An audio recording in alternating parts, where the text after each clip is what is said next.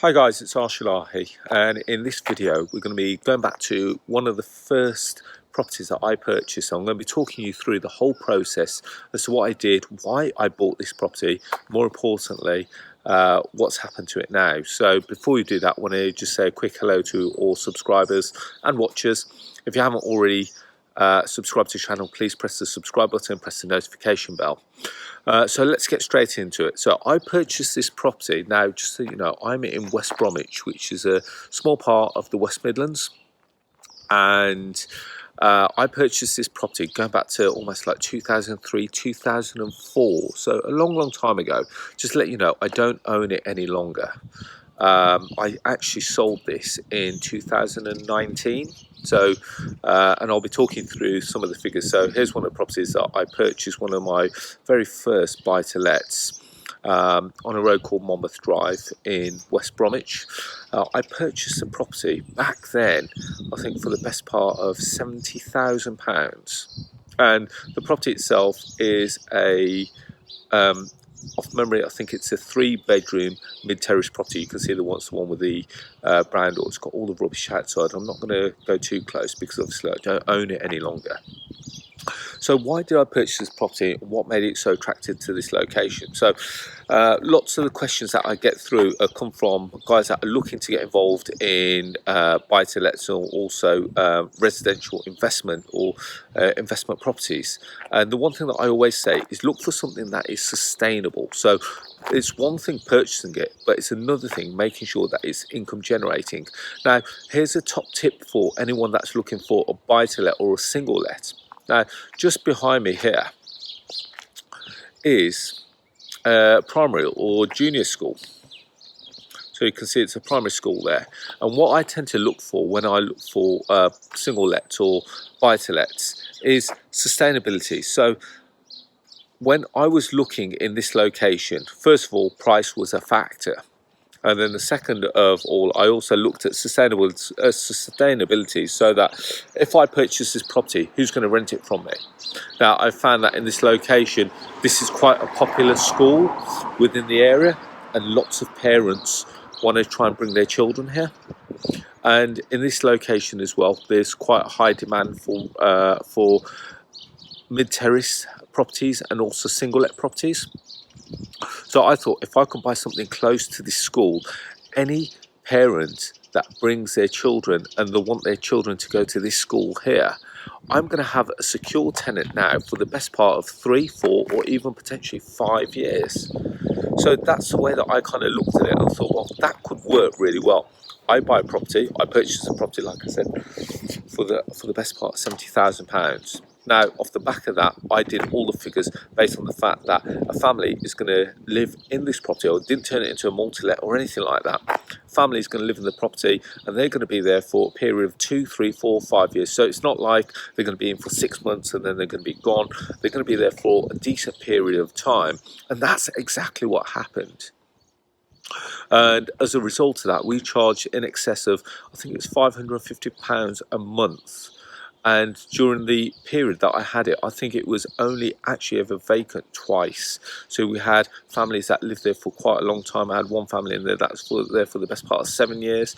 And the reason they're there for 7 years, they came when they were expecting their first child. And the first child, as a result, then went to this school. The second child also went to this school as well. And it worked really well, and it was kind of a pattern that happened for other families that moved into the property as well. It seemed to be quite a good catch. So if you can buy a property, I'm not saying that you have to buy a property right next to a school, but within the catchment area of that school, you've got yourself a property which is going to be in high demand and also going to be let out on a long-term basis. So not a 6-month tenancy or 3-month tenancy, but you're looking for years. Whilst that child is in that school, chances are that family will remain in that property. So when I was purchasing the property, let's go through the purchase process. I actually bought this one off an estate agent, and it was on the market for £75,000. Purchased it for 70, so I didn't get a massive discount, is the truth be told. However, what I did do is that I looked at the demand, I looked at all the figures. So the first thing that I do is I came and viewed the property, I spoke to the agent, I built a rapport with the agent, and I put my offer in. I don't mind admitting that I put an offer of 60,000 in initially, got rejected. I then went in slight increments. I don't mind saying that you do have to put an offer, and when you put your offer in, there's nothing wrong with starting low. And the reason why I say start low is because if you start high and they reject it, you've got nowhere to go. Whereas if you start low, you can go in small increments. So I went from 60, 62, 64, 65, 67.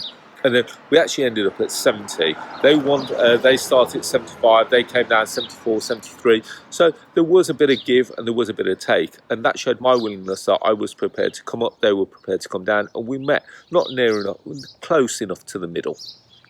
So I purchased a property based on the fact that I was going to get a 75% lending on it, 25% deposit.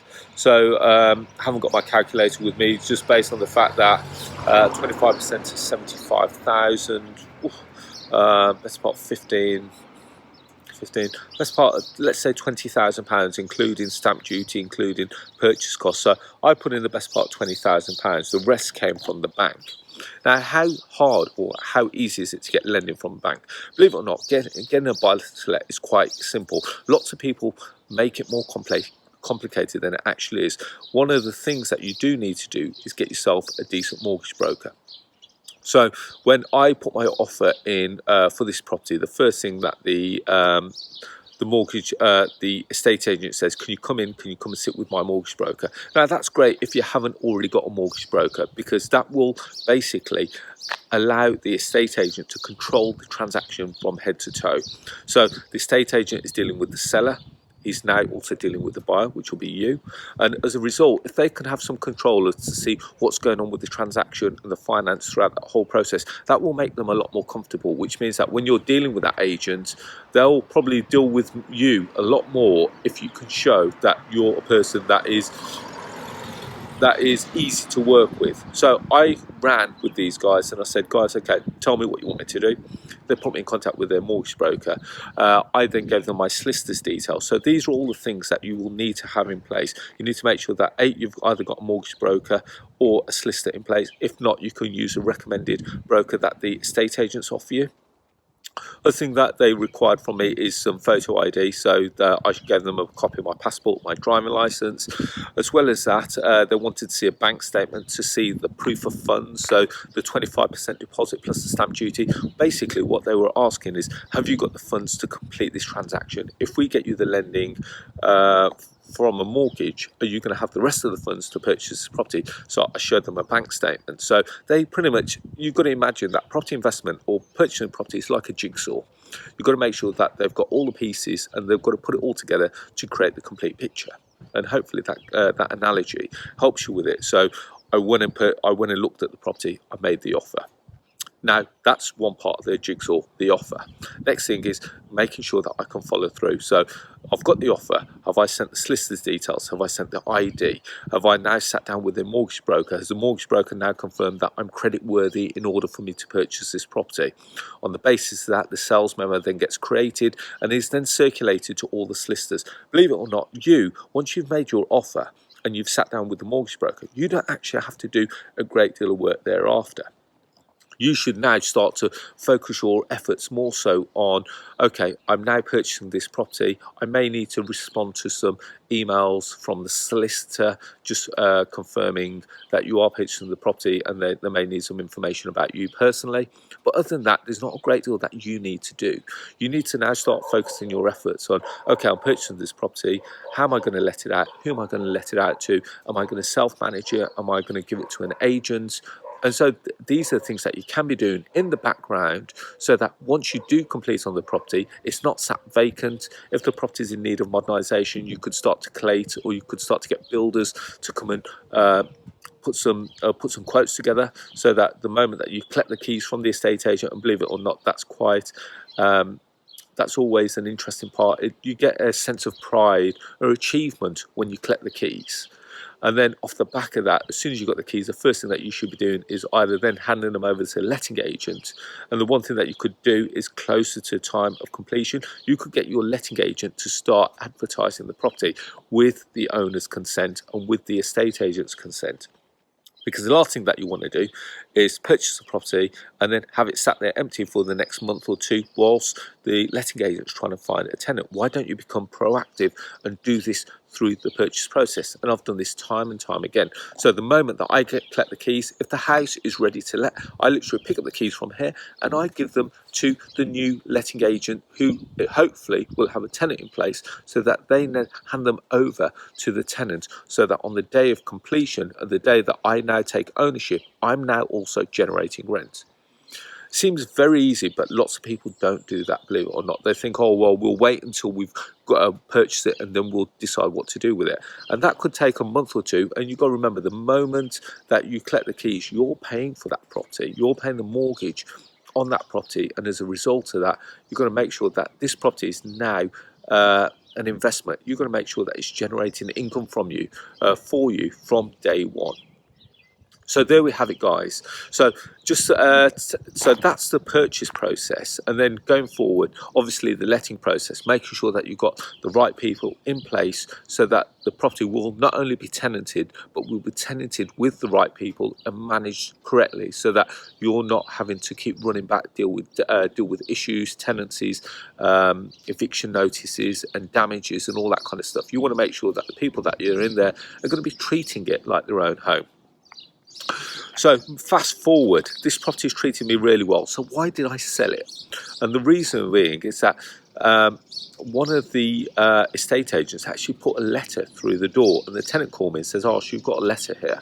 And I went and picked it up, and the estate agent says, "I've got someone looking in the area." And just out of curiosity, it could have been a marketing tactic, but either way, I call the agent and says, "Okay, tell me about it. I'm curious, I don't need to sell, but what have you got?" He goes, "We reckon we can get you approximately 125,000 for your property." The property was in decent condition. Unfortunately, I'm not going to pray too much, but you can see that at the moment there's a fair bit of rubbish in the front garden. That wasn't how I sold it. It was in a very good condition.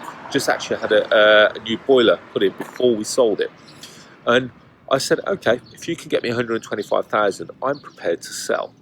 And believe it or not, we put it on the market. Within 3 weeks, we got a full asking offer on it. So naturally, my head was turned, as they said.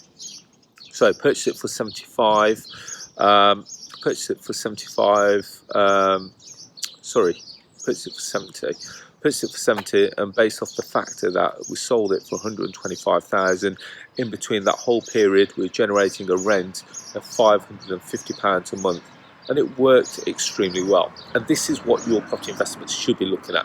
And like I said, looking for key areas like schools, looking for key areas like large developers, large employers in the area, so that you've got a good steady flow of people coming to rent your property.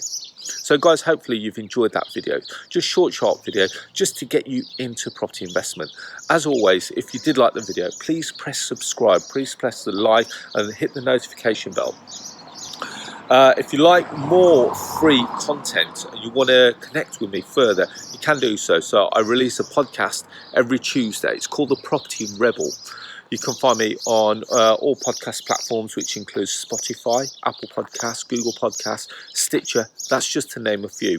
It's called The Property Rebel. I release episodes every Tuesday at 6 a.m. If you want to connect with me on social media, you can find me under the handle of Arsh Ellahi on Facebook, LinkedIn, Twitter and Instagram, plus Clubhouse. Again, I'm very active on social media, so feel free to connect with me and even send me a message, say hi. I'm sure we'll start to speak through there. And then finally, if you want to find investment properties like these, you know, your standard buy-to-let vanilla properties, feel free to download the Property Investor app. It's the UK's first property investment platform, which showcases all kinds of deals like below market value deals, rent-to-rent deals, lease option deals, service accommodation deals, and standard buy-to-lets just like this. You can go to our website, which is propertyinvestorapp.co.uk, or if you've got a smartphone, you can go to the App Store and type in Property Investor. It'll take you 2 minutes to register, and you can download, and you'll see all these deals right in the palm of your hand. just there. So guys, hopefully you found the video of use. As always, any questions, feel free to leave a message below and I'll respond as quickly as I can. So on that note, guys, wish you all to be safe, well and happy, and I'll speak to you all soon. Bye bye.